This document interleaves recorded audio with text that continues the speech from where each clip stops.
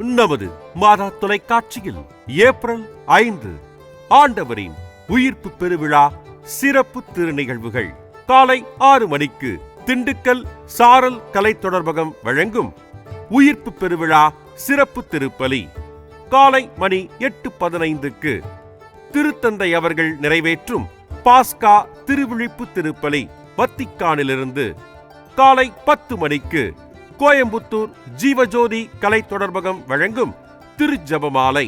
காலை 11 மணிக்கு உதகை நீலவாணி கலை தொடர்பகம் வழங்கும் நற்கருணை ஆராதனை. நண்பகல் 12 மணிக்கு மாதா தொலைக்காட்சி அருட்தந்தையர் வழிநடத்தும் உயிர்ப்பு பெருவிழா துதி ஆராதனை.